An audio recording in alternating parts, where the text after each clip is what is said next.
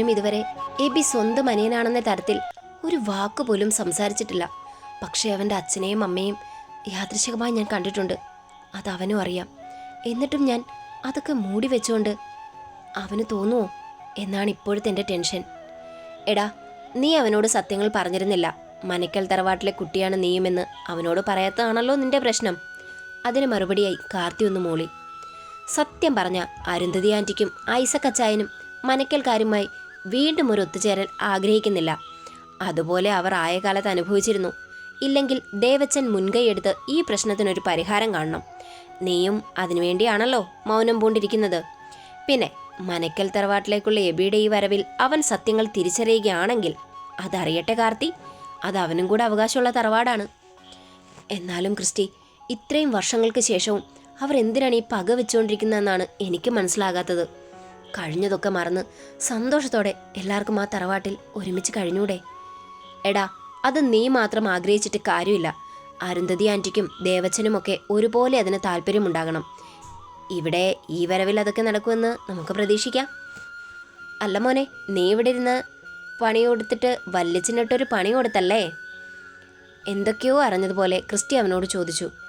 അതിന് വലുതായി തലപുകിക്കേണ്ട കാര്യമൊന്നും എനിക്ക് വന്നില്ലടാ. അവൻ്റെ സ്ഥാപനത്തിൽ നിന്നുകൊണ്ട് തന്നെ നമ്മളെ സഹായിക്കാൻ 1-2 പേരവിടെ ഉണ്ടായിരുന്നു. എൻ്റെ ആദ്യ കൊച്ചിന് സമാധാനം കൊടുക്കാത്ത സത്യനും കുടുംബവും ഒന്ന് വിയർക്കട്ടെ എന്ന് ഞാനും കരുതി. ഈ കാർത്തി ഒന്നും മറന്നിട്ടില്ല ക്രിസ്റ്റി. അയാളും അയാളുടെ ഭാര്യയും എൻ്റെ അമ്മായി എന്ന് പറയുന്ന സ്ത്രീയും കൂടി ചേർന്ന് എന്നോട് ചെയ്തതെല്ലാം ഇന്നും എൻ്റെ ഓർമ്മയിലുണ്ട്. അന്നൊക്കെ എനിക്ക് താങ്ങായി കാവലായി എന്നോടൊപ്പം നിന്നത് ദേവച്ചൻ മാത്രമായിരുന്നു. അദ്ദേഹം ഇന്നില്ലായിരുന്നെങ്കിൽ ഈ കാർത്തിയും ഉണ്ടാവില്ല ക്രിസ്റ്റി. അതുപോലെ ഈ കാർത്തിയുടെ പ്രണയവും. അത് പറഞ്ഞപ്പോഴാണ് ഞാൻ വേറൊരു കാര്യം ഓർത്തത് കാർത്തി. നിന്റെ പ്രണയം കൊണ്ട് മുരടിച്ചു പോയൊരു പ്രണയമുണ്ട്. അതായത് നമ്മുടെ ഇന്ദ്രൻ്റെയും ലക്ഷ്മിയുടെയും പ്രണയം. അവരുടെ ഇടയിലെ പ്രശ്നങ്ങൾ തീർത്തു കൊടുത്ത് അവരെ ഒരുമിപ്പിക്കേണ്ടത് നമ്മുടെ മാത്രം ഉത്തരവാദിത്തമാണ് കാർത്തി. അതിന് എത്രയും പെട്ടെന്ന് വേണം. പിന്നെ നമ്മുടെ ജാൻസി, അവരുടെ ജീവിതവും സേഫാക്കണ്ടേ? ആൻ്റപ്പച്ചായൻ്റെ മരണശേഷം ജാൻസി ചേച്ചിക്കുണ്ടായ പ്രശ്നങ്ങൾ, അതിനെല്ലാത്തിനും ഉത്തരവാദി മനക്കൽ തറവാട്ടിലുള്ള ആളുകളാണെന്ന് ഞാൻ നിനക്ക് പറഞ്ഞു തരേണ്ട കാര്യമില്ലല്ലോ കാർത്തി. എന്നിട്ടും കുറ്റം വന്നപ്പോൾ ആ പാവം പെൺകുട്ടിക്ക് മാത്രം. എല്ലാത്തിനും ഒരു പരിഹാരം ഈ കാർത്തി ഉണ്ടാക്കും ക്രിസ്റ്റി. നിനക്കറിയാലോ, ഈ കാർത്തിയുടെ നിഘണ്ടുവിൽ തെറ്റ് ചെയ്തവർക്കൊക്കെ ഒരേ ശിക്ഷ തന്നെയാണ്. അവിടെ സ്വന്തക്കാരെന്നോ ബന്ധക്കാരെന്നോ ഒന്നും എനിക്കില്ല. ഇനി അങ്ങനെ ഉണ്ടാവുകയില്ല. അല്ല, നീ അറിഞ്ഞില്ലേ, നമ്മുടെ സിദ്ധാർത്ഥിനെയും അവൻ്റെ സ്റ്റെപ്പിനെയും ഇന്നലെ രാത്രിയിൽ സിറ്റി പ്ലാസയിൽ നടന്ന റെയ്ഡിൽ പിടിച്ചെന്ന്. അതും ആ പെണ്ണ് ഒന്നാന്തരം ഡാഷ്. അവൾ മണിക്കൂറിൽ വാങ്ങുന്നത് 25,000-ന് മുകളിൽ. അവൻ തീർത്തും പുച്ഛത്തോടെ കൂട്ടുകാരനോടായി പറഞ്ഞു. എടാ, ഇതെങ്ങനെ? വേണോന്ന് തോന്നിയാ ഞാൻ എന്തും ചെയ്യുമെന്ന് നിനക്കറിയാലോ. ആ പട്ടിയുടെ മോന് ഞാനില്ലാത്തപ്പോൾ നാട്ടിലേക്ക് പോകാനൊരു പൂതി. സ്വന്തം പെങ്ങളെ പോലും തിരിച്ചറിയാൻ കഴിയാത്ത ചെറ്റയാണ് ആ ഡാഷ് മോൻ. അങ്ങനെയുള്ളപ്പോൾ ഞാൻ എന്ത് വിശ്വസിച്ചാ ഇവിടെ നിൽക്കുന്നത്? അപ്പോൾ ഓർത്തു, തന്തയ്ക്കും മോനും ഒരു പണി കൊടുക്കാന്ന്. അതിങ്ങനെ അങ്ങായി. ഇനി കുറച്ച് നാളത്തേക്ക് അവൻ്റെയും അച്ഛൻ്റെയും ശല്യം ഒന്നും കാണില്ല. നമുക്ക് സമാധാനത്തോടെ ബാക്കി കാര്യങ്ങൾ ചെയ്യാം. പിന്നുള്ളത് ആ ഷോപ്പാണ്. അത് കളയാൻ എനിക്ക് മനസ്സ് വരുന്നില്ല. എൻ്റെ അച്ഛനും അച്ഛൻ്റെ അച്ഛനുമൊക്കെ അവരുടെ ജീവിതം ആരംഭിച്ചത് ഇതുപോലെയുള്ള കുഞ്ഞു ഷോപ്പുകളിൽ നിന്നാണ്. അതുകൊണ്ട് തന്നെ അവർ കാണിച്ചു തന്നത് ഞാനും അതുപോലെ തന്നെ പിന്തുടർന്നു. എനിക്കത് ഈ സന്തോഷം മാത്രമേ ഉള്ളൂ. കുറച്ച് കഷ്ടപ്പെട്ടാലും വേണ്ടിയില്ല.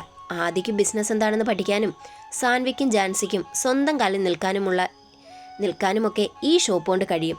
അതിനേക്കാൾ ഉപരി ആ നാട്ടിലുള്ള സാധാരണക്കാർക്ക് തുച്ഛമായ വിലയ്ക്കും ഗുണമേന്മയുള്ള സാധനങ്ങൾ കിട്ടും.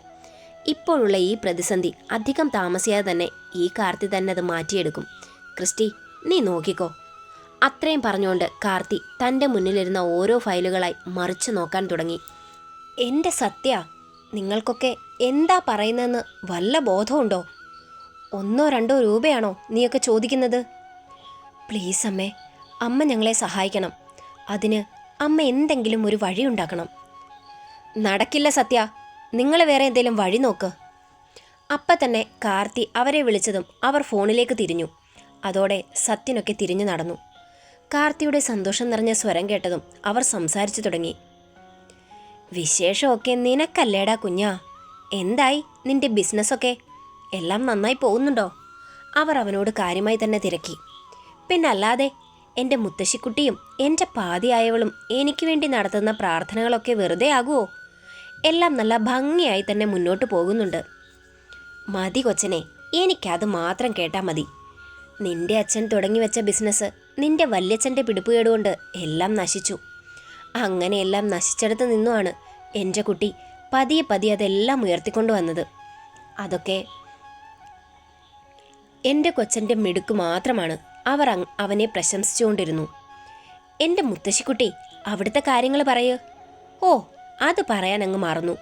അതായത് മോനെ, ആ സത്യൻ എന്തോ ഒരു ബിസിനസ് തുടങ്ങിയ കാര്യം ഞാൻ നിന്നോട് പറഞ്ഞിരുന്നില്ലേ?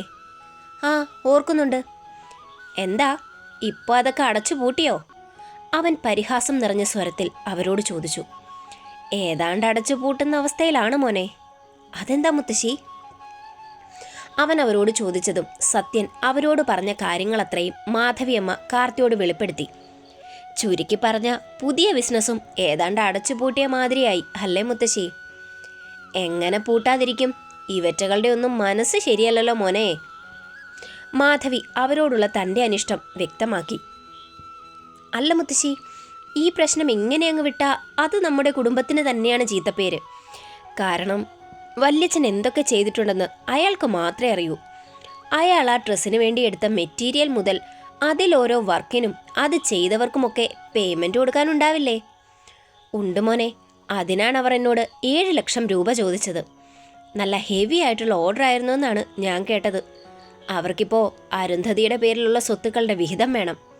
അതൊക്കെ നിനക്കും നിന്റെ ഭാര്യയ്ക്കും ഞങ്ങൾ നൽകുമോ എന്നുള്ള പേടിയാണ് ആ രാഘവനും സാൻവിക്കുമൊക്കെ. മുത്തശ്ശി അതൊന്നും കാര്യമാക്കണ്ട. കുറച്ചുനാൾ പേടിച്ച് തന്നെ അവർ ജീവിക്കട്ടെ. പിന്നെ അധികം താമസിയാതെ ഒരു സന്തോഷ വാർത്ത കൂടി മുത്തശ്ശിക്ക് കേൾക്കാം. അത് കേട്ട് ഞെട്ടാനൊന്നും നിൽക്കണ്ട. താൻ കുഴിച്ച കുഴിയിൽ താൻ തന്നെ വീണു എന്ന് കരുതിയാൽ മതി. അങ്ങനെ കുറച്ചു നേരം അവർ ഇരുവരും സംസാരിച്ചിരുന്നു. ഇനി എന്ത് ചെയ്യും സത്യേട്ടാ? ഈ പ്രശ്നത്തിൽ നിന്നും നമ്മൾ എങ്ങനെ കരകയറും? രാധികയുടെ സ്വരം അവൻ്റെ നേരെ ഉയർന്നു. എന്തെങ്കിലും ഉടനെ ചെയ്യണം രാധു. ഇല്ലെങ്കിൽ ആ ആദ്യം നേരിട്ടേലും വലിയ പ്രശ്നമായി തീരും. പക്ഷെ എങ്ങനെയേട്ടാ? പെട്ടെന്ന് ഇത്രയും രൂപ നമ്മൾ എങ്ങനെ ഉണ്ടാക്കും? രാധിക തൻ്റെ അവസ്ഥ അവനോട് വ്യക്തമാക്കി. അങ്ങനെയൊക്കെ ചോദിച്ചാ എനിക്കൊരു ഐഡിയയും ഇല്ല രാധു. ഈ വർക്ക് കിട്ടിയപ്പോൾ ഞാൻ ഒരുപാട് പ്രതീക്ഷിച്ചതാ. ഇപ്പം എല്ലാം വെള്ളത്തിൽ വരച്ച വര പോലെയായി. വല്യച്ച, ഞാനൊരു ഐഡിയ പറയട്ടെ? വർഷയുടെ സ്വരമുയർന്നു. എന്താ മോളെ? അത് പിന്നെ വല്യച്ച, കാർത്തിയേട്ടനൊരാവശ്യം വന്നപ്പോൾ ആ എബിൻ്റെ ബോസ് സഹായിച്ചില്ലേ? അതുപോലെ നമ്മുടെ ആവശ്യവും നമുക്ക് അവരോടൊന്ന് പറഞ്ഞു നോക്കിക്കൂടെ? കാർത്തിയേട്ടനോടുള്ള അടുപ്പം കൊണ്ട് നമ്മളെയും അവർ സഹായിച്ചാലോ? അത് നല്ല ഐഡിയ ആണ് സത്യേട്ടാ. ആ ചെറുക്കന് അവൻ്റെ ബോസുമായി നല്ല രീതിയിലുള്ള അടുപ്പമുണ്ട്. വർഷമോള് പറയുന്നത് പോലെ ഒന്ന് ശ്രമിച്ച് നോക്കിയാലെന്താ? നോക്കാം. ഒരു വഴി അടഞ്ഞാൽ മറ്റൊരു വഴി നോക്കണമെന്നല്ലേ? എബിനെങ്കിൽ എബിൻ. സത്യൻ വലിയ പ്രതീക്ഷയില്ലാതെ പറഞ്ഞു നിർത്തിയതും അവൻ്റെ ഫോൺ റിങ് ചെയ്തതും ഒരുമിച്ചായിരുന്നു. ഇതേസമയം എബിൻ തൻ്റെ പുതിയ സ്റ്റാഫുകളോടൊപ്പം ജോലി ചെയ്യുകയാണ്. പാർക്കിംഗ് സെക്ഷനിലാണ് ശ്രദ്ധ വേണ്ടതെന്ന് അറിയാവുന്നതുകൊണ്ട് തന്നെ അവൻ അവരോടൊപ്പം അവരിലൊരാളായി കൂടി. ഇടയ്ക്ക് ജാൻസിയും സാൻവിയും ആദിയുമൊക്കെ മാറി മാറി അവർക്കൊപ്പം നിൽക്കുന്നുണ്ടായിരുന്നു.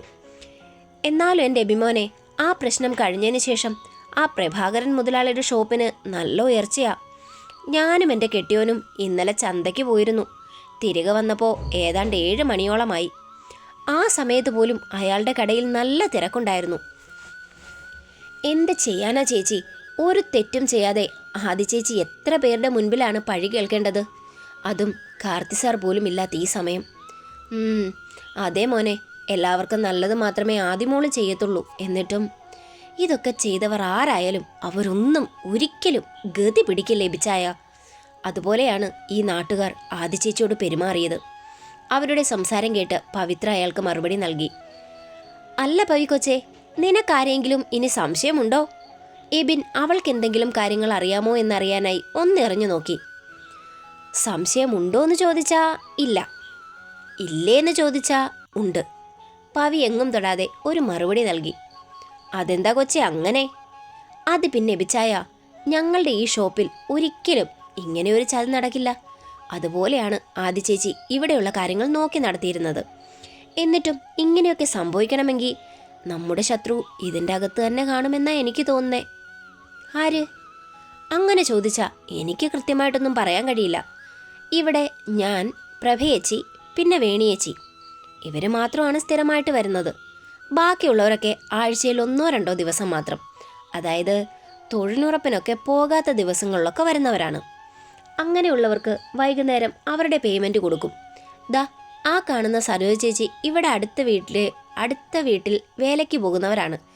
ആഴ്ചയിൽ 3 ദിവസം അവിടെയും ബാക്കിയുള്ള ദിവസങ്ങളിൽ ഇവിടെയും. അപ്പോൾ ആ സ്ത്രീയാണെന്നാണോ നീ പറഞ്ഞു വരുന്നത്? എബിൻ്റെ സ്വരം അവളുടെ നേരെ ഉയർന്നു. അങ്ങനെയല്ല എബിച്ച, അവരെ പോലെ ഒരുപാട് പേര് ദിനവും ഇവിടെ ജോലിക്ക് വരുന്നവരാണ്. ചിലപ്പോൾ അവരിലൊരാളായിക്കൂടെ? അത് മാത്രമല്ല, ഞാനന്ന് ബില്ലടിച്ചപ്പോൾ എല്ലാം ചെക്ക് ചെയ്തിരുന്നു. പിന്നെയാണ് പാക്ക് ചെയ്യാൻ പുറത്തുള്ള ചേച്ചിമാരെ ഏൽപ്പിച്ചത്. ഓക്കെ പവി, അന്ന് പാക്ക് ചെയ്യാൻ നിന്നിരുന്നത് ഇവിടെ സ്ഥിരമായി വരാനുള്ള ചേച്ചിമാരായിരുന്നോ, അതോ ഇടയ്ക്കിടെ വന്ന് മാത്രം പോകുന്നവരായിരുന്നോ? അതിലൊരാൾ ഇവിടെ സ്ഥിരമായി ജോലിക്ക് വന്നിരുന്ന സന്ധ്യേച്ചിയായിരുന്നു. അവരിപ്പോൾ ഇവിടെയല്ല വർക്ക് ചെയ്യുന്നത്. പിന്നെ അവരോടൊപ്പം മഹിമയും വീണയും ഉണ്ടായിരുന്നു. അപ്പം ഈ ചെയ്തതൊക്കെ ഇവരാണെന്നാണോ താൻ പറയുന്നത്? അങ്ങനെയൊക്കെ ചോദിച്ചാൽ എനിക്കതിന് കൃത്യമായൊരു മറുപടി പറയാനില്ല. കാരണം ഞാൻ അവരങ്ങനെ ചെയ്യുന്നതൊന്നും കണ്ടിട്ടൊന്നുമില്ല. അതുമാത്രമല്ല, അവർക്ക് ചേച്ചിയോടൊക്കെ വലിയ കാര്യവുമാണ്. അതുകൊണ്ട് അവർ അങ്ങനെ ചെയ്യുമോ എന്ന് ചോദിച്ചാൽ എനിക്കറിയില്ല. എന്തായാലും ഇനി ബില്ലടിക്കുമ്പോൾ നിന്റെ ശ്രദ്ധ നല്ലതുപോലെ അവിടെ ഉണ്ടാകണം. അറിയാലോ, ഇനി ഒരു പണി കൂടി ഇവിടെ വന്നാൽ പിന്നെ ഈ സ്ഥാപനം അടച്ചുപൂട്ടേണ്ടി വരും. അങ്ങനെ വന്നാൽ അത് ആദ്യേച്ചിയുടെ കുഴപ്പമായിട്ടേ മനക്കിലുള്ളവർ പറയുകയുള്ളൂ. ബില്ലിംഗ് സെക്ഷനിൽ ഒരു കൃത്രിമവും വരാതെ ഞാൻ നോക്കിക്കോളാം. പക്ഷേ പാക്കിംഗ് സെക്ഷനിൽ ഒരാളുടെ കണ്ണ് വേണം. അതല്ലെങ്കിൽ ജാൻസ് ചേച്ചി അവിടെ സ്ഥിരമായി നിൽക്കണം. ആദ്യേച്ചിക്ക് ചിട്ടി കമ്പനിയിലൊക്കെ പോകേണ്ടതല്ലേ? രണ്ടും കൂടെ ചേച്ചിക്ക് ബുദ്ധിമുട്ടായിരിക്കും. പവിത്ര അവൾക്ക് തോന്നിയ കാര്യങ്ങൾ എബിനോട് വെളിപ്പെടുത്തി. അല്ല പവിത്ര കൊച്ചേ, നീ കാര്യം ആദ്യേച്ചിയോട് പറഞ്ഞിരുന്നോ? പറഞ്ഞിരുന്നു. പക്ഷെ അവരാണ് ചെയ്തതിനുള്ള തെളിവുകളൊന്നും നമ്മുടെ കയ്യിലില്ലല്ലോ. അതുപോലെ അന്ന് ഞാനും ചേച്ചി ഇവിടെ ഉണ്ടായിരുന്നു. ഓക്കെ, ഈ അസുഖം ബാധിച്ചെന്ന് പറയുന്ന കുട്ടിയുടെ അച്ഛനായിരുന്നോ ഇവിടെ വന്ന് സാധനം വാങ്ങിയത്, അതോ വേറെ വല്ലവരും ആയിരുന്നോ? അതയാളായിരുന്നു, മോഹൻ. അയാൾ എൻ്റെ വീടിൻ്റെ അടുത്താണ് താമസം. അയാളുടെ ഭാര്യയുമൊക്കെ എനിക്ക് നല്ലതുപോലെ അറിയാം എബിച്ചായ. അവരുടെ സ്വഭാവമൊക്കെ എങ്ങനെയാ കൊച്ചേ? പണത്തിന് വേണ്ടി സ്വന്തം കുഞ്ഞിനെ പോലും ഉപദ്രവിക്കാൻ മനസ്സുള്ളവരാണോ? അതൊന്നും എനിക്കറിയത്തില്ല ചായ. എൻ്റെ അമ്മ പറഞ്ഞത് പ്രസീത എന്ന് പറയുന്ന സ്ത്രീ പണം പണം എന്ന് പറഞ്ഞ് ജീവിക്കുന്നവരാണെന്നാണ്. എത്ര കിട്ടിയാലും മതിയാവുകയില്ല. പിന്നെ ഇടയ്ക്കിടെ ആദ്യേച്ചിയെ കാണാൻ വന്ന വക്കീല് മോഹനൻ്റെ വീട്ടിൽ നിന്ന് ഇറങ്ങി വരുന്നത് ഞാൻ പലതവണ കണ്ടിരുന്നു. അതുപോലെ തന്നെ സാൻവി മേഡത്തിൻ്റെ അച്ഛനെയും ഞാൻ ആ വക്കീലിനൊപ്പം കുറച്ച് ദിവസം മുമ്പ് കണ്ടിരുന്നു. വക്കീൽ ആ പ്രഭാകരൻ മുതലാളിയുടെ ഷോപ്പിൽ നിന്ന് ഇറങ്ങി വരുന്നതും ഞാൻ കണ്ടിരുന്നു. ആ സമയത്ത് അയാളോടൊപ്പം പ്രഭാകരൻ മുതലാളിയും ഉണ്ടായിരുന്നു. ഞാൻ വ്യക്തമായി കണ്ടതാ. എന്തായാലും താൻ ബില്ലൊക്കെ ചെക്ക് ചെയ്ത് ഇവിടെ ഇരിക്കെ. അപ്പോഴേക്കും ഞാൻ അപ്പുറത്ത് പോയി ആദിച്ചേച്ചി ഒന്ന് കണ്ടിട്ട് വരാം. അതിന് മറുപടിയായി ഒന്ന് പുഞ്ചിരിച്ചുകൊണ്ട് അവൾ വർക്കിലേക്ക് തിരിഞ്ഞു. ഇതേ സമയം അവരുടെ സംസാരം ശ്രദ്ധിച്ചുകൊണ്ട് അവിടെ ഒരു സ്ത്രീയും നിൽക്കുന്നുണ്ടായിരുന്നു. എബിൻ അവിടെ നിന്നും പോയതും ആ സ്ത്രീ തൻ്റെ ഫോണെടുത്ത് മാറി നിന്ന് ആരോടോ സംസാരിക്കാൻ തുടങ്ങി. ഏട്ടനിത് എന്തൊക്കെയാ പറയുന്നേ? എൻ്റെ സിദ്ധൂട്ടിന് എന്താ പറ്റിയത്? സത്യൻ കോൾ കഴിഞ്ഞ് വന്നതും രാധികയോട് സംസാരിക്കുകയായിരുന്നു അയാൾ. മിണ്ടരുത് നീ. എവിടെ പോയാലും എന്തെങ്കിലും പ്രശ്നമുണ്ടാകാതെ നിന്റെ മോനൊരു സമാധാനം വരില്ലല്ലോ. അതിന് എൻ്റെ കുഞ്ഞ് എന്ത് ചെയ്തെന്നാ നിങ്ങളീ പറഞ്ഞു വരുന്നത്? ഓ, ഒരു ഇള്ളാക്കുഞ്ഞ്.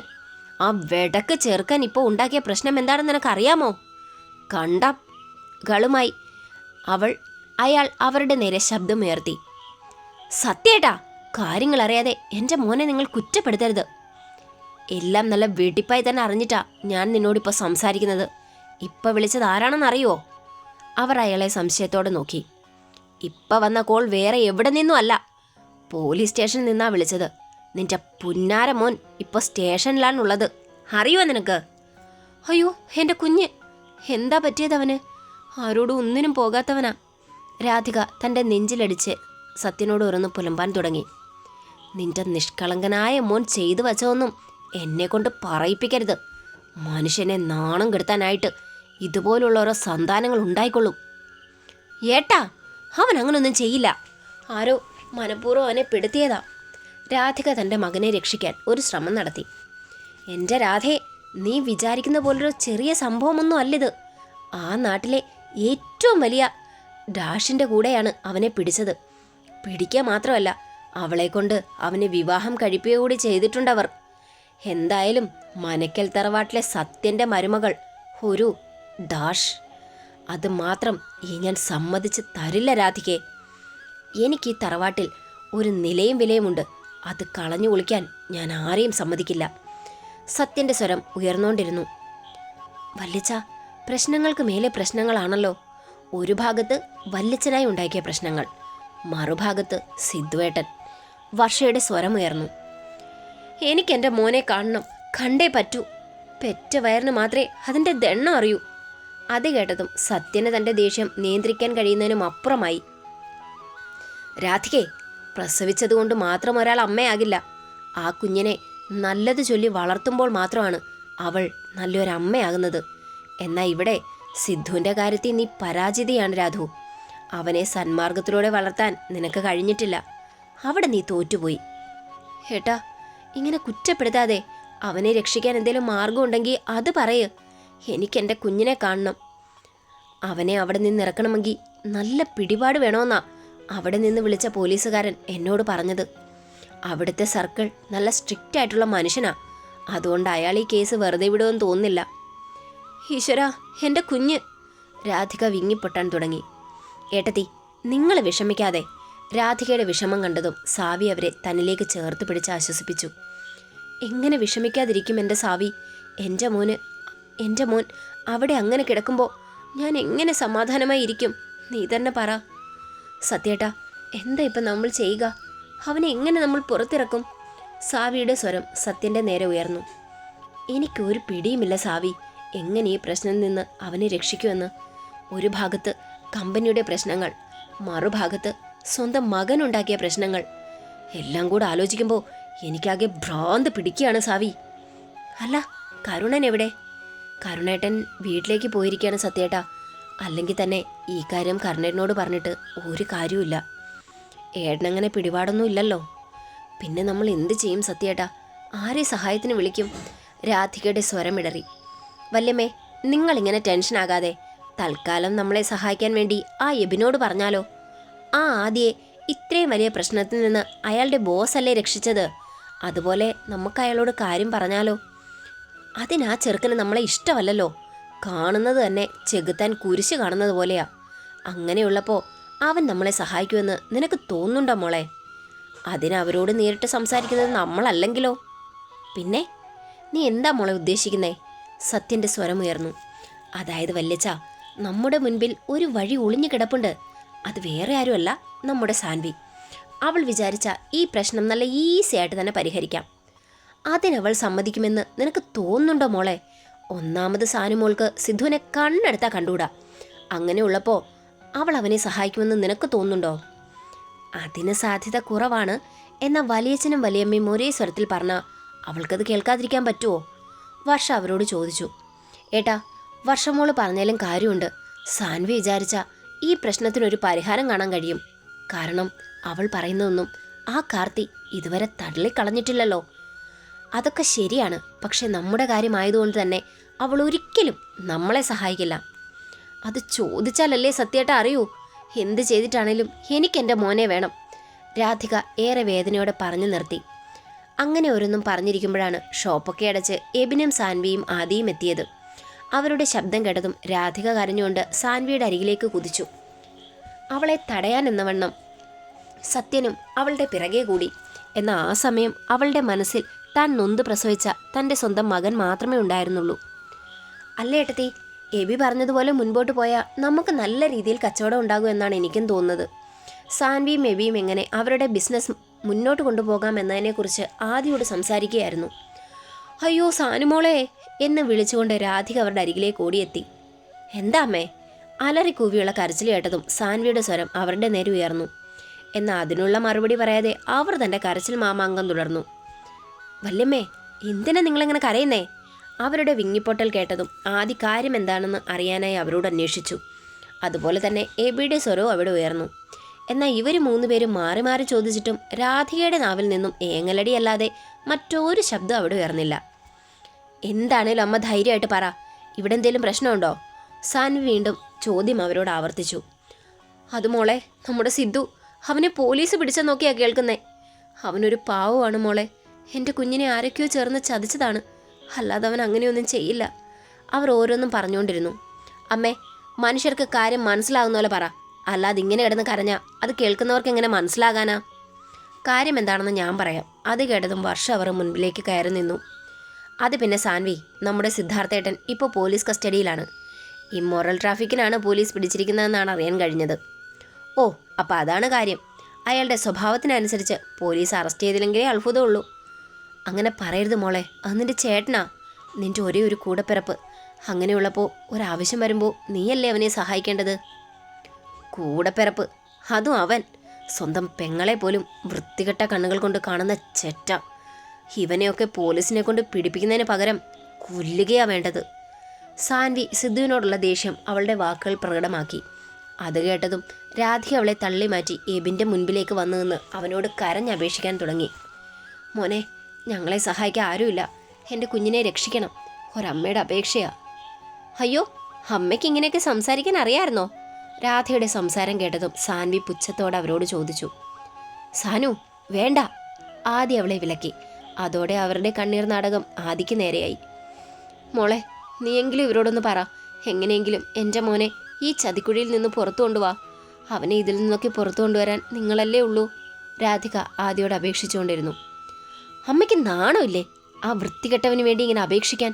സ്വന്തം കൂടപ്പിറപ്പിനെ പോലും വൃത്തികെട്ട രീതിയിൽ നോക്കുന്ന അവനെ പോലെയുള്ളവരെ രക്ഷിക്കുന്നതിനേക്കാൾ നല്ലത് ആ ഇരുമ്പഴിക്കുള്ളിൽ കിടക്കുന്നതാ. അതുകൊണ്ട് അമ്മ എങ്ങനെയൊക്കെ പറഞ്ഞാലും അവനെ രക്ഷിക്കാൻ എൻ്റെ ഭാഗത്തുനിന്ന് ഒരു നീക്കവും ഉണ്ടാവില്ല. സാൻവി തൻ്റെ ഭാഗം വ്യക്തമാക്കി. മോളെ, പകയും പ്രതികാരവും ഒക്കെ വീടിനകത്ത് പോരെ. അതിനെ അറസ്റ്റ് ചെയ്തെന്ന് ഈ നാട്ടിലുള്ളവർ അറിഞ്ഞാൽ പിന്നെ എനിക്ക് പുറത്തിറങ്ങി നടക്കാൻ കഴിയില്ല. സാൻവിയുടെ മനസ്സ് മനസ്സിലാക്കി സത്യൻ തൻ്റെ ആവശ്യം അവളെ അറിയിച്ചു. അതുകൊള്ളാം. ഈ നാട്ടിൽ നിങ്ങൾക്ക് തലയുയർത്തിപ്പിടിച്ച് നടക്കാൻ വേണ്ടി മോൻ്റെ എല്ലാ കൊള്ളരുതായ്മകളും ഇതുപോലെ പ്രോത്സാഹിപ്പിച്ചാ അതിനധിക നാളത്തെ ആയുസ്സുണ്ടാകില്ല. ഇവനിപ്പോൾ കാണിച്ചു കൂട്ടിയതൊക്കെ തന്നെ നാളെയും ചെയ്യും. അന്നേരം അമ്മയും അച്ഛനും ആരുടെ കാലായിരിക്കും പിടിക്കാൻ പോകുന്നത്? അവൾ പരിഹാസത്തോടെ സത്യൻ്റെ നേരെ ചോദിച്ചുകൊണ്ടിരുന്നു. അയാൾക്കും അവൾ പറയുന്നതിനൊക്കെ സത്യമാണെന്ന് അറിയാമായിരുന്നു. അതുകൊണ്ട് തന്നെ മറുപടിയൊന്നും ഇല്ലാതെ അയാൾ അങ്ങനെ തന്നെ നിന്നു. എന്നാൽ രാധിക തൻ്റെ ആവശ്യം നിറവേറാൻ വേണ്ടി ആദിയോടും എബിനോടും ഒരുപോലെ അയച്ചുകൊണ്ടിരുന്നു. മോളെ, ഞാൻ നിന്റെ കാല് പിടിക്കാം. എൻ്റെ കുഞ്ഞിനെ രക്ഷിക്കാൻ നീ എബിമോനോട് പറയണം. നീ പറഞ്ഞ അവൻ കേൾക്കും. എന്താ ഇവിടെ പ്രശ്നം? ഇതൊക്കെ കേട്ട് അവിടേക്ക് വന്ന ദേവചന്ദ്രൻ്റെ സ്വരമുയർന്നു. അത് പിന്നെ മുത്തശ്ശ, എൻ്റെ മഹാനായ സഹോദരനിപ്പം പോലീസ് കസ്റ്റഡിയിലാണ്. സംഭവം എന്താണെന്ന് ചോദിച്ചാൽ അവൻ്റെ സ്ഥിരമുള്ള ഏർപ്പാട് പെണ്ണുപിടി, അത്ര തന്നെ. അവൻ്റെ പോക്ക് ശരിയല്ലെന്ന് നമ്മളെല്ലാവരും എത്ര തവണ ഇവരോട് പറഞ്ഞതാ. അന്നേരമൊക്കെ നമ്മുടെ പാവം കാർത്തിയേട്ടനെ കുറ്റപ്പെടുത്താനുള്ള തിരക്കിലായിരുന്നു ഇവരൊക്കെ. എന്നിട്ടിപ്പോൾ എന്തായി? എൻ്റെ കാർത്തിയേട്ടൻ പെണ്ണും കെട്ടി സുഖമായി ജീവിക്കുന്നു. സാൻവിയുടെ വാക്കുകളിൽ പരിഹാസം നിറഞ്ഞിരുന്നു. അച്ഛാ, എൻ്റെ മോന്. രാധിക ഇടറിയ സ്വരത്തിൽ അയാളോട് പറഞ്ഞതും അയാൾ അതിനെ തടഞ്ഞുകൊണ്ട് അവളുടെ നേരെ തിരിഞ്ഞു. ഇനി കരഞ്ഞു കൂവിയിട്ട് എന്തേലും കാര്യമുണ്ടോ? അവനെ ഇത്തരത്തിലുള്ള ഒരുവനാക്കിയത് മാറ്റിയത് നീ ഒറ്റൊരുത്തിയാ. അവൻ്റെ ചെറിയ തെറ്റുകൾക്ക് പോലും ശിക്ഷ നൽകാതെ അവനെ എല്ലാത്തിനും സപ്പോർട്ട് ചെയ്ത് അവനെ ഈ അവസ്ഥയിലെത്തിച്ചത് അവനെ പ്രസവിച്ച നിങ്ങൾ മാത്രമാ. അച്ഛാ, ഈ അവസ്ഥയിൽ ഇങ്ങനെയൊന്നും പറയാതെ അവനെ എങ്ങനെ പുറത്തിറക്കാൻ കഴിയുമെന്ന് പറ. അതെൻ്റെ ആവശ്യമല്ല രാധികേ. എൻ്റെ കാർത്തിമോനൊരു പ്രശ്നം വന്നപ്പോൾ നിങ്ങളെ ആരെയും ഞാൻ കണ്ടില്ല. അന്ന് ഈ പെൺകൊച്ച് എന്തുമാത്രം കഷ്ടപ്പെട്ടെന്ന് എനിക്ക് മാത്രമേ അറിയൂ. അന്ന് നീയൊക്കെ ഈ പാവത്തിനോട് പറഞ്ഞതും പ്രവർത്തിച്ചതൊക്കെ ഞാൻ അറിഞ്ഞില്ലെന്ന് നിങ്ങൾ കരുതരുത്. അതുകൊണ്ട് തന്നെ സിദ്ധാർത്ഥിൻ്റെ കാര്യത്തിൽ ഇവിടുന്ന് ഒരു സഹായവും ആരും പ്രതീക്ഷിക്കണ്ട. ഇത് മനക്കൽ ദേവചന്ദ്രൻ്റെ തീരുമാനമാണ്. അത്രയും പറഞ്ഞുകൊണ്ട് ദേവചന്ദ്രൻ പുറത്തേക്കിറങ്ങി. അത് കണ്ടതും രാധിക കരഞ്ഞുകൊണ്ട് അയാളുടെ പിറകെ കൂടി. ഈ വിഷയത്തിൽ മുത്തശ്ശൻ പറഞ്ഞ തന്നെയാണ് എനിക്കും പറയാനുള്ളത്. സിദ്ധാർത്ഥിൻ്റെ കാര്യത്തിൽ ഞങ്ങളുടെ ഭാഗത്തുനിന്ന് ഒരു സഹായവും പ്രതീക്ഷിക്കണ്ട. സാൻവി തൻ്റെ മറുപടി വ്യക്തമാക്കിക്കൊണ്ട് അവിടെ നിന്നും നടന്ന് അകന്നു പോകുന്ന പോക്കിൽ എബിയെയും ആദിയെയും അവളുടെ കൂടെ കൂട്ടുവാൻ സാൻവി മറന്നില്ല. ഇനി എന്ത് ചെയ്യും സത്യേട്ട? നമ്മൾ എങ്ങനെ സിദ്ധാർത്ഥിനെ പുറത്തിറക്കും? ഇതൊക്കെ കേട്ടുകൊണ്ട് നിന്ന സാവിയുടെ സ്വരമുയർന്നു. എനിക്കൊരു പിടിയുമില്ല സാവി. ആകെ ഉണ്ടായിരുന്ന പ്രതീക്ഷ ആ എബിനായിരുന്നു. എന്നാൽ എൻ്റെ സ്വന്തം മോള് തന്നെ അത് ഒടിച്ചു മടക്കി കളഞ്ഞു. അങ്ങനെ പറഞ്ഞാൽ എങ്ങനെയാ സത്യേട്ട ഒക്കുന്നേ? സിദ്ധു നമ്മുടെ മകൻ തന്നെയല്ലേ? അപ്പോൾ അവനെ രക്ഷിക്കേണ്ടത് നമ്മുടെ കടമയല്ലേ? രാധിക തൻ്റെ മകന് വേണ്ടി വാദിച്ചു. അവൻ ചെയ്തു കൂട്ടിയ കാര്യങ്ങൾ ഓർക്കുമ്പോൾ അവനെ സഹായിക്കാൻ പാടില്ലാത്തതാണ് രാധികയെ. അതുപോലുള്ള ചെറ്റതരമാ അവൻ കാണിച്ചത്. ഈ കുടുംബത്തിന്റെ അഭിമാനം കളഞ്ഞു കുളിക്കാനുണ്ടായ സന്തതി. സത്യൻ തൻ്റെ മകനെ കുറ്റപ്പെടുത്തിക്കൊണ്ടിരുന്നു. വല്യച്ച, സിദ്ധുവേട്ടനെ ഇങ്ങനെ കുറ്റപ്പെടുത്തിക്കൊണ്ടിരുന്ന നമുക്കുണ്ടായ മാനക്കേട് മാറുമോ? എന്തായാലും സംഭവിക്കാനുള്ളതൊക്കെ സംഭവിച്ചു. ഇനി ബാക്കി കാര്യങ്ങൾ നോക്കാം. എനിക്കെന്താ ചെയ്യേണ്ടതെന്നൊരു എത്തും പിടിയില്ല മോളെ. വല്യച്ച, നമുക്ക് കാർത്തിയേട്ടനോട് പറഞ്ഞാലോ? എൻ്റെ മോളെ അവനെ കൊണ്ട് കൂട്ടിയാ കൂടാവുന്ന ഒന്നല്ലിത്. അല്ലെങ്കിൽ തന്നെ തുക്കട ചെട്ടിക്കമ്പനിയോട് നടക്കുന്ന അവൻ എന്ത് ചെയ്യാനാ? അത് പിന്നെ വല്യച്ച, നമ്മൾ എബിനോട് സംസാരിക്കാനിരുന്ന കാര്യം കാർത്തിയേട്ടനോട് പറയാം. അവൻ വിചാരിച്ചാലും നമ്മുടെ പ്രശ്നങ്ങൾ പരിഹരിക്കാൻ കഴിയും. എബിൻ്റെ ബോസുമായി ആ കാർത്തിക്ക് നല്ല പരിചയമുള്ളതുകൊണ്ടല്ലേ അന്ന് അവനെ രക്ഷിക്കാൻ അയാൾ എബിനെ ഇവിടെ പറഞ്ഞയച്ചത്. അതുകൊണ്ട് തന്നെ നമ്മുടെ ആവശ്യം കാർത്തിയോട് പറഞ്ഞു നോക്കാം. അതിനേക്കാ ഭേദം ഞാൻ ചാകുന്നതാ. അവൻ സഹായിച്ചതുകൊണ്ട് സിദ്ധാർത്ഥ് ഒരിക്കലും സ്റ്റേഷനിൽ നിന്ന് ഇറങ്ങണ്ട. എന്താ സത്യേട്ടാ ഈ വാശിയും പിണക്കങ്ങളും ഒക്കെ തൽക്കാലം ഉപേക്ഷിച്ചുകൊണ്ട് ആ കാർത്തി ഒന്ന് വിളിക്കാൻ നോക്ക്. രാധിക തൻ്റെ മകന് വേണ്ടി അയാളോട് അപേക്ഷിച്ചു. അത് നടക്കില്ലെന്നാ ഞാൻ നിങ്ങളോട് പറഞ്ഞത്. സിദ്ധാർത്ഥിൻ്റെ കാര്യം ഞാനൊന്ന് നോക്കട്ടെ. അത്രയും പറഞ്ഞുകൊണ്ട് സത്യൻ തൻ്റെ ഫോൺ എടുത്തുകൊണ്ട് പുറത്തേക്കിറങ്ങി. ഇതേ സമയം സാൻവി വളരെയധികം സന്തോഷത്തിലായിരുന്നു. എടി പോത്തെ, അറസ്റ്റിലായിരിക്കുന്നത് നിന്റെ ചേട്ടൻ തന്നെയല്ലേ? എബിൻ അവളെ കളിയാക്കി. എൻ്റെ എബി, അവനെയൊക്കെ ചേട്ടനെന്ന് വിളിക്കുന്ന തന്നെ എനിക്ക് അറപ്പാ. സ്വന്തം പെങ്ങളായ എന്നോട് പോലും അവനോ എൻ്റെ കൂട്ടുകാരും അപമര്യാദയെ പെരുമാറിയിട്ടുണ്ട്. അന്ന് എന്നെ രക്ഷിച്ചത് എൻ്റെ കാർത്തിയേട്ടനായിരുന്നു. അതൊന്നും ഈ ജന്മം ഈ സാവി മറക്കില്ല. അതുപോലെ എൻ്റെ ജാൻസി ചേച്ചി, ആ പാവത്തിന് ഈ ഗതി വന്നത് അവൻ ഒറ്റൊരുത്തൻ കാരണമാ.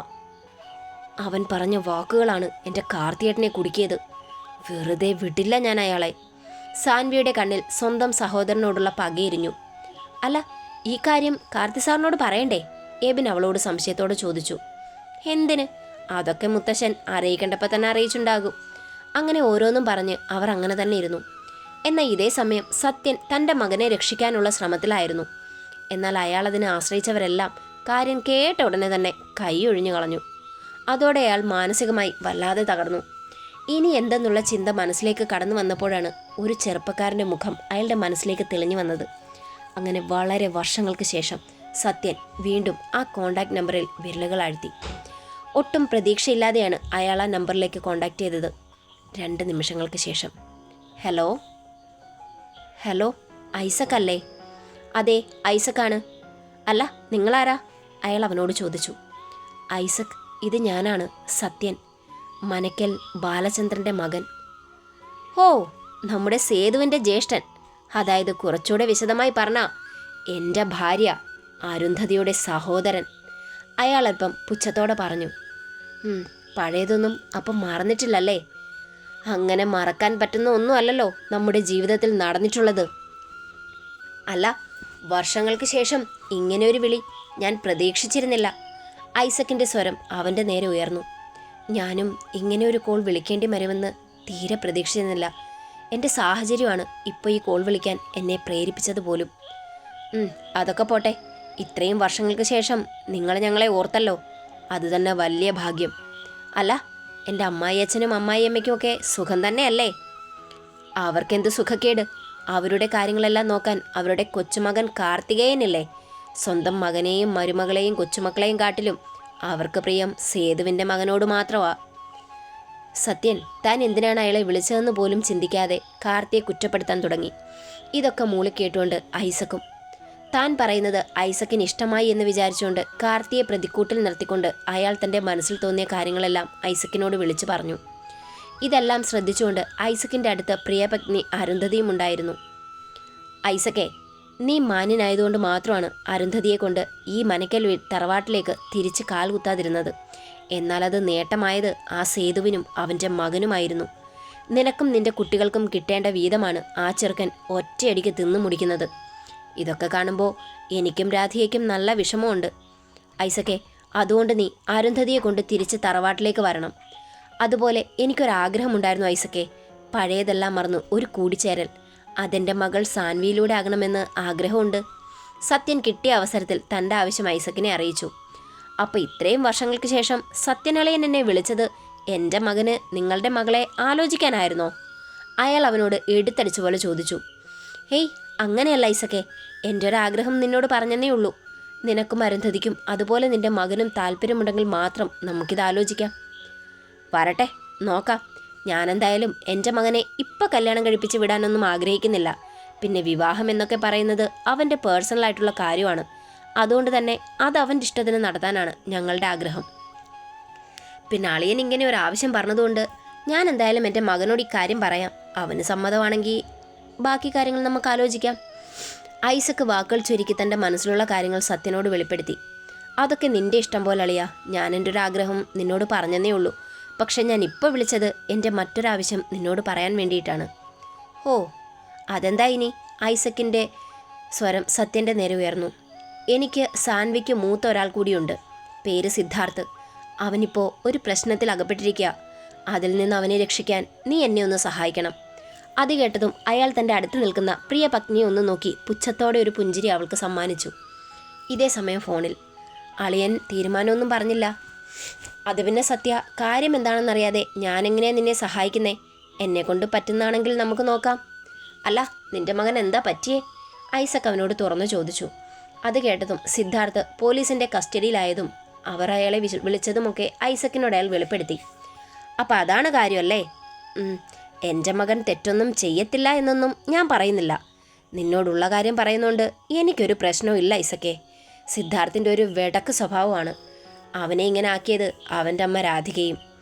അവനെ തിരുത്താൻ ഞാൻ പല വഴികളും നോക്കിയതാണ്. പക്ഷെ അവൻ നാശത്തിൽ നിന്നും നാശത്തിലേക്കാണ് സഞ്ചരിച്ചുകൊണ്ടിരിക്കുന്നത്.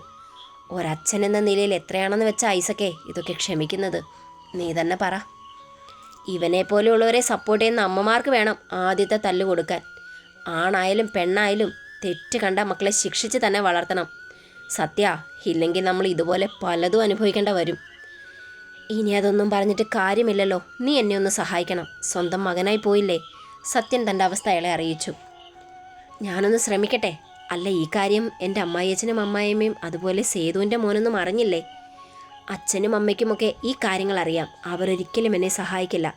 കാരണം ഞാൻ പറഞ്ഞല്ലോ, അവർക്കെന്നും വിലപ്പെട്ടത് സേതുവിൻ്റെ മകനും മാത്രമായിരുന്നു.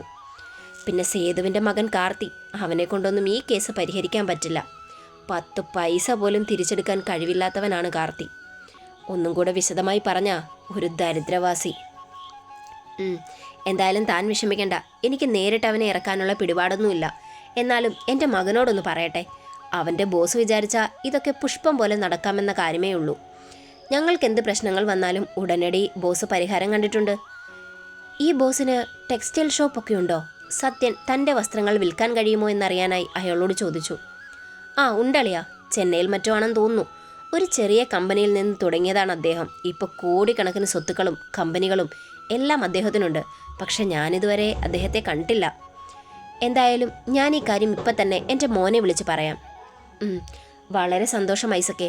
നിന്നെ വിളിച്ചപ്പോൾ നീ എന്നെ സഹായിക്കാമെന്ന് എനിക്കൊരു നീ എന്നെ സഹായിക്കുമെന്ന് എനിക്കൊരു പ്രതീക്ഷയുണ്ടായിരുന്നില്ല. പിന്നെ സഹായിക്കാതെ? നീ എൻ്റെ അരുന്ധതിയുടെ സഹോദരനല്ലേ? എങ്കിൽ നീ മകനെ വിളിച്ചിട്ട് എന്നെ ഒന്ന് വിളിക്ക്. എന്നാ ശരിയടാ, ഞാൻ നിന്റെ കാര്യം അവനോടൊന്ന് സംസാരിക്കട്ടെ. അത്രയും പറഞ്ഞുകൊണ്ട് അവർ ആ ഫോൺ സംഭാഷണം അവിടെ അവസാനിപ്പിച്ചു. അങ്ങനെ കോളിംഗ് എല്ലാം കഴിഞ്ഞ് ഐസക് തൻ്റെ ഭാര്യയുടെ നേരെ തിരിഞ്ഞു. ഫോൺ സ്പീക്കറിലായിരുന്നു. അതുകൊണ്ട് തന്നെ അരുന്ധതിയും അവരുടെ സംഭാഷണം കേട്ടിരുന്നു. ഇച്ചായൻ എന്ത് തീരുമാനിച്ചു? അപ്പുവിനെ വിളിച്ച കാര്യങ്ങൾ പറയാനോ? എന്താ നിന്റെ അഭിപ്രായം? പറയണോ വേണ്ടയോ? എന്തായാലും നീ പറയുന്ന പോലെ നമുക്ക് ചെയ്യാം. നിങ്ങൾ എന്തായാലും അപ്പുവിനെ വിളിച്ച് കാര്യം പറ. അവന് സഹായിക്കണമെന്ന് തോന്നിയാൽ അവൻ സഹായിക്കട്ടെ. പിന്നെ ഇങ്ങനെ ഒരു സഹായം ചെയ്താൽ നമുക്ക് സത്യേട്ടൻ വഴി ഒന്ന് തറവാട്ടിലേക്ക് പോകാം. ആ പോക്കിൽ എനിക്ക് നമ്മുടെ കുഞ്ഞിനെ ഒന്ന് കാണാമല്ലോ. എനിക്ക് അച്ഛനെയും അമ്മയും കാണുന്നതിനേക്കാൾ സന്തോഷം എൻ്റെ കൊച്ചിനെ ഒരു നോക്ക് കാണുന്നതയച്ചായ. എത്ര കാലത്ത് ആഗ്രഹമാണെന്ന് നിങ്ങൾക്കറിയില്ല. നമുക്ക് കാണാടി, നീ വിഷമിക്കാതിരിക്കെ. പിന്നെ ആ സത്യൻ്റെ സംസാരത്തിൽ നിന്ന് നമ്മുടെ കൊച്ചിനെ അവർക്ക് ഇഷ്ടമല്ലെന്ന് തോന്നുന്നു. കാർത്തിയെക്കുറിച്ച് പറയുമ്പോഴൊക്കെ അയാളുടെ ഉള്ളിൽ വിരിയുന്നത് അവനോടുള്ള വെറുപ്പ് മാത്രമാണ്. അതിന് മാത്രം എന്ത് തെറ്റാണ് അവൻ അവരോട് ചെയ്തതെന്നാണ് എനിക്കങ്ങോട്ട് മനസ്സിലാകാത്തത്. അതിന് കാർത്തിമോൻ തെറ്റൊന്നും ചെയ്യേണ്ട കാര്യമില്ല ചായ. അല്ലെങ്കിൽ തന്നെ അവർക്ക് സേതുവേട്ടനെയും ഏട്ടത്തെയും ആദ്യം മുതൽ തന്നെ ഇഷ്ടമായിരുന്നില്ല. ആ ഇഷ്ടക്കേട് അവർ കാർത്തിയിലും പ്രകടമാക്കിയിട്ടുണ്ടാകും. അരുന്ധതി ഐസക്കിനോട് തൻ്റെ മനസ്സിൽ തോന്നിയ കാര്യം വെളിപ്പെടുത്തി. മോനെ, സത്യൻ വിളിക്കുമ്പോൾ ഞാൻ എന്താണ് പറയേണ്ടത്? എൻ്റെ അപ്പച്ച, അയാൾ നമ്മളോടുള്ള സ്നേഹം കൊണ്ട് വിളിച്ചൊന്നുമല്ല. ഈ അവസ്ഥയിൽ അയാളെ സഹായിക്കാൻ വേറെ ആരുമില്ല. അങ്ങനെ ആലോചിച്ച് വന്നപ്പോൾ അപ്പൻ്റെ മുഖമായിരിക്കും അയാളുടെ മനസ്സിൽ തെളിഞ്ഞിട്ടുണ്ടാവുക. പിന്നെ ഈ വിവാഹാലോചന പിന്നിലും എന്തേലും ചതി കാണും. അതെനിക്കും അറിയാം മോനെ. പക്ഷെ സത്യനെ സഹായിച്ച നിന്റെ അമ്മച്ചിക്ക് ഒരിക്കൽ കൂടി ആ തറവാട്ടിലേക്ക് വരാം. അടിച്ചിറക്കിയവർ തന്നെ ഇരു കൈകൾ കൊണ്ട് തിരികെ വിളിക്കണമെന്നായിരുന്നു അരുന്ധതിയുടെ ആഗ്രഹം. നമ്മളിപ്പോൾ അവരെ സഹായിച്ച എൻ്റെ പെണ്ണിൻ്റെ ആഗ്രഹം നടക്കും. അതുകൊണ്ട് അപ്പൻ്റെ പുന്നാരമോൻ ഈ കാര്യം നടത്തി തരണം. എൻ്റെ അപ്പച്ച, നിങ്ങൾക്ക് നിങ്ങളുടെ അമ്മായച്ചനെയും അമ്മായിയമ്മയും കാണണമെങ്കിൽ നേരെ മനക്കൽ തറവാട്ടിലേക്ക് പോയാൽ പോരെ? മോനെ, അങ്ങനെ പോകാനായിരുന്നേ ഞങ്ങൾക്ക് എന്നേ പോകാമായിരുന്നു. അന്ന് നിന്റെ അമ്മച്ചിയെ വിളിച്ചിറക്കി വന്നപ്പോൾ ഉണ്ടായ പ്രശ്നങ്ങൾ ചെറുതൊന്നും അല്ല. അവളുടെ അച്ഛനും അമ്മയുടെ അച്ഛൻ്റെ ജ്യേഷ്ഠനും അവരുടെ മക്കളും ചേർന്നെടുത്തത് എൻ്റെ ഇടത് കൈയായിരുന്നു. എന്നിട്ടും അതൊക്കെ ഞാൻ ക്ഷമിച്ചത് എൻ്റെ പെണ്ണിന് വേണ്ടി മാത്രമായിരുന്നു. അതൊക്കെ എനിക്ക് അറിയാവുന്ന കാര്യമല്ലേ അപ്പച്ച? പിന്നെന്തിനാ അതേപ്പറ്റി വീണ്ടും വീണ്ടും ഇങ്ങനെ പറയുന്നത്? മോനെ, ചില കാര്യങ്ങൾ നീ മനസ്സിലാക്കാൻ വേണ്ടി ഞാൻ പറഞ്ഞെന്നേ ഉള്ളൂ. എന്തായാലും സഹായിക്കാമെന്ന് ഞാൻ അവരോട് പറഞ്ഞു പോയി. അതുകൊണ്ട് നീ ഇക്കാര്യം നിന്റെ ബോസിനോട് പറയണം. ഞാനൊന്ന് നോക്കട്ടെ അപ്പച്ച. അല്ല, അമ്മച്ചിയുടെ വീട്ടുകാരെക്കുറിച്ച് ഇതുവരെ നിങ്ങളാരും എന്നോടൊന്നും പറഞ്ഞിട്ടില്ലല്ലോ. ബോസിനോട് ഈ കാര്യം പറയുമ്പോൾ അവരെക്കുറിച്ച് കൂടുതലായി അന്വേഷിക്കും. അപ്പോൾ പറയാനായി എനിക്ക് അവരെക്കുറിച്ചൊരു ഐഡിയ വേണം അപ്പച്ച. അതിനെന്താ മോനെ, എനിക്കറിയാവുന്ന കാര്യങ്ങൾ അത്രയും ഞാൻ നിന്നോട് പറയാം. നിന്റെ അമ്മച്ചി മനക്കൽ തറവാട്ടിലെ പെൺതരിയാണ്. മനക്കൽ തറവാട്ടിലെ? അതെ മോനെ, നിനക്ക് അവിടെയുള്ളവരെ അറിയുമോ? അത് പിന്നെ അപ്പച്ച, ഞാൻ നിങ്ങളോട് ഇന്നവരെ കള്ളമൊന്നും പറഞ്ഞിട്ടില്ല. ഞാനിപ്പോൾ ഉള്ളത് മനക്കൽ തറവാട്ടിലാണ്. അതുപോലെ ഞാനിവിടെ വരാനുള്ള സാഹചര്യവും ഞാൻ അപ്പച്ചനോട് പറഞ്ഞിരുന്നില്ലേ? പക്ഷേ ഇത് നമ്മുടെ തറവാടാണെന്ന് ഞാൻ അറിഞ്ഞിരുന്നില്ല. തൽക്കാലം നീയൊന്നും അറിഞ്ഞതായി ബാധിക്കേണ്ട മോനെ. ആരെയും വിശ്വസിക്കാൻ കഴിയാത്ത കാലമാ. അന്ന് എനിക്കവിടെ അനുഭവിക്കേണ്ടി വന്നതൊന്നും നിനക്കവിടെ സംഭവിച്ചുകൂടാ. അങ്ങനെ സംഭവിച്ചാൽ അത് നിൻ്റെ അമ്മയ്ക്ക് ഒരിക്കലും താങ്ങാൻ കഴിയില്ല. അങ്ങനെയൊന്നും സംഭവിക്കാൻ ഒരിക്കലും എൻ്റെ ബോസ് സമ്മതിക്കില്ല. കാരണം ഞാൻ ആരാണ് എന്താണ് എന്നൊക്കെ അറിഞ്ഞിട്ടാണ് എൻ്റെ ബോസ് എന്നെ ഇവിടേക്ക് അയച്ചത്. അതുകൊണ്ട് തന്നെ ആ കാര്യത്തിൽ ഒരു ടെൻഷനും എൻ്റെ അപ്പച്ചനും വേണ്ട, അമ്മച്ചിക്കും വേണ്ട. അതൊക്കെ പോട്ടെ മോനെ, ആ സത്യം വിളിക്കുമ്പോൾ ഞാൻ എന്താണ് പറയേണ്ടത്? അതേപ്പറ്റി ഓർത്ത് അപ്പച്ചൻ ടെൻഷൻ ആകണ്ട. ഞാൻ എന്തായാലും എൻ്റെ ബോസിനോട് സംസാരിക്കാം. എന്തെങ്കിലും ഒരു വഴി ബോസ് പറയാതിരിക്കില്ല. അത്രയും പറഞ്ഞുകൊണ്ട് അവർ ആ സംഭാഷണം അവിടെ അവസാനിപ്പിച്ചു. ആ കോൾ അവസാനിപ്പിച്ചുകൊണ്ട് അവൻ നിന്നെടുത്ത് തിരിഞ്ഞപ്പോൾ കാണുന്നത് തന്നെ നോക്കി നിൽക്കുന്ന സാൻവിയെയാണ്. ഹോ, മനുഷ്യനെ പേടിപ്പിച്ച് കളഞ്ഞല്ലോ കൊച്ചേ. അല്ലെങ്കിലും കാട്ടുകോഴികളൊക്കെ പേടിക്കണം. ഞാൻ കണ്ടിരുന്നു ആ പവിത്രയോട് നിങ്ങൾ ശൃംഗരിക്കുന്നത്. ദേ പെണ്ണേ, അനാവശ്യം പറയരുത്. അവൻ്റെ ഒച്ച അവളുടെ നേരെ പൊങ്ങി. ഓ, ഞാൻ പറയുന്നതാ ഇപ്പോൾ കുറ്റം. നിങ്ങൾക്ക് കാണിക്കുകയും പെരുമാറുകയൊക്കെ ചെയ്യാം. അത് തുറന്നു ചോദിച്ചാൽ കുറ്റവും. നീ പിന്നെ ഒരു കുറ്റവും ചെയ്തിട്ടില്ലല്ലോ. കാർത്തി സാറിൻ്റെ സുഹൃത്ത് ക്രിസ്റ്റിച്ചായനുമായിട്ടുള്ള നിന്റെ ചുറ്റിക്കളി ആരും അറിയുന്നില്ലെന്നാണോ നീ വിചാരിക്കുന്നത്? എല്ലാം നല്ല വെടിപ്പായി തന്നെ എനിക്കറിയാം. അതുകൊണ്ട് അധികം ചൊറിച്ചിലൊന്നും എന്നോട് വേണ്ട. ഞാനൊരു തമാശ പറഞ്ഞതല്ലേ. അപ്പോഴേക്കും ഈ എബിച്ചായൻ അത് കാര്യമാക്കിയെടുത്തു. ഓ, അപ്പം എബിച്ചായൻ്റെ കുട്ടി തമാശതാണല്ലേ? എബിച്ചാച്ചൻ അതറിഞ്ഞില്ല. അതിന് മറുപടിയായി അവളൊരു വളിച്ച ചിരി അവന് നേരെ പാസാക്കി. ഡി പെണ്ണേ, നിന്റെ ആങ്ങളയുടെ കാര്യം അപ്പം എങ്ങനെയാ? അവനെ പുറത്തിറക്കണ്ടേ? എടോ, ആ പെണ്ണിവിടെ പുറത്തിറക്കാൻ കഴിയാത്തതുകൊണ്ട് തനിക്ക് എന്തെങ്കിലും ബുദ്ധിമുട്ടുണ്ടോ? അവനൊരിക്കലും ഇറങ്ങരുതെന്ന് തന്നെയാ കൊച്ചേ എൻ്റെ ആഗ്രഹം. എന്നാൽ ഇവനൊക്കെ ജയിൽ കിടക്കുന്നതുകൊണ്ട് ഇവൻ്റെ സ്വഭാവത്തിന് വലിയ മാറ്റമൊന്നും ഉണ്ടാവില്ല. ഇന്നല്ലെങ്കിൽ നാളെ അവൻ പുറത്തിറങ്ങുക തന്നെ ചെയ്യും. അത് ശരിയാ ബിജായ. പെണ്ണുങ്ങൾക്കൊന്നും ഇതുങ്ങൾക്കൊന്നും നാണോ മാനവും തൊട്ട് തീണ്ടിയിട്ടില്ല. നിന്നോട് ഞാനൊന്നും വിളിച്ചു വെക്കുന്നില്ല കൊച്ചേ. എൻ്റെ അപ്പച്ചനും ആ സത്യൻ എന്ന് പറയുന്നവനുമായി ഒരു ചെറിയ ബന്ധം നിലനിൽക്കുന്നുണ്ട്. ഇന്ന് ആ ബന്ധം പുതുക്കാൻ അയാൾ എൻ്റെ അപ്പച്ചനെ വിളിച്ചിരുന്നു. അതിനോടൊപ്പം തന്നെ നിന്റെ അപ്പൻ എനിക്കൊരു പ്രപ്പോസലും വെച്ച് നീട്ടി. അതായത് ഈ കാന്താരിയെ എനിക്ക് കെട്ടിച്ചു തരാമെന്ന്. എന്താ, ഞാൻ സമ്മതമാണെന്ന് പറയട്ടെ? അവൻ തീർത്തും നാണത്തോടെ അവളോട് തിരക്കി. തനിക്കെന്താടോ എന്നെ കാണുമ്പോൾ ഒരു കോമഡി പീസായിട്ട് തോന്നുന്നുണ്ടോ? അവൻ്റെ അമ്മൂമ്മയുടെ ഒരു നാണവും ഒരു ഭാവാഭിനയവും. എടി, ഞാൻ സീരിയസ് ആയിട്ട് പറഞ്ഞാടി. അയാളുടെ മകനെ രക്ഷിക്കുന്നതിന് പകരമായി എനിക്ക് നിന്റെ അച്ഛൻ തന്ന സമ്മാനം, അയാളുടെ പൊന്നു പോലെയുള്ള ഈ മോള്. എനിക്ക് സമ്മതക്കുറവൊന്നുമില്ല. നിനക്ക് സമ്മതമാണെങ്കിൽ നമുക്കൊരു കൈ നോക്കാം. അവൻ വീണ്ടും അവക്കിട്ട് ചൊറിഞ്ഞതും അവൾ ആകെ വല്ലാതായി. അവൾ പെട്ടെന്ന് സൈലൻ്റായെന്ന് കണ്ടതും അവൻ തൻ്റെ തമാശകളൊക്കെ മാറ്റിവെച്ചുകൊണ്ട് അവളെ ചേർത്ത് പിടിച്ചു. പെട്ടെന്നുള്ള അവൻ്റെ ആ പ്രവൃത്തിയിൽ അവളൊന്ന് ഞെട്ടി. അടുത്ത നിമിഷം തന്നെ ധൈര്യം സംഭരിച്ചുകൊണ്ട് അവൾ അവൻ്റെ നേരെ ചീറി. താനെന്ത് വൃത്തിയേടായി കാണിക്കുന്നേ? എന്ത് വൃത്തിയേട്? സ്വന്തം സഹോദരിയെ ചേർത്ത് പിടിക്കുന്നത് ഒരു വൃത്തിയേടാകുമോ എൻ്റെ സാൻവി കൊച്ചേ? അവനൊരു കുഞ്ഞു പുഞ്ചിരിയോടെ അവളോട് ചോദിച്ചു. ഇയാൾ എന്താ പറഞ്ഞേ? ഞാൻ നിൻ്റെ സഹോദരിയാണെന്നോ? അവളൊരു ഞെട്ടലോടെ അവനോട് ചോദിച്ചു. പിന്നെ നിന്റെ അരുന്ധതി അമ്മയുടെ മകൻ നിനക്കാരായിട്ട് വരും പെണ്ണേ? എന്തായാലും നിന്റെ തന്ത ആവശ്യപ്പെട്ട പോലൊന്നും നടക്കില്ല. കാരണം നീ എനിക്ക് കൂടപ്പിറപ്പ് തന്നെയാ. അങ്ങനെ കാണാനാ എനിക്കിഷ്ടവും. നീ എൻ്റെ ആരുമ്മയുടെ മോനാണോ? നിനക്കതിലിപ്പോഴും സംശയമുണ്ടോ എന്ന് ചോദിച്ചുകൊണ്ട് അവൻ തൻ്റെ കയ്യിലിരുന്ന ഫോൺ അവളുടെ നേരെ നീട്ടി. നിന്റെ സംശയങ്ങളൊക്കെ മറുപടി ഇതിലെ ഗ്യാലറിയിൽ ഉണ്ടാകും. എൻ്റെ പെങ്ങൾ വെച്ച് അതെല്ലാം നല്ല സമയത്ത് തന്നെ നോക്കിക്കണ്ടോ.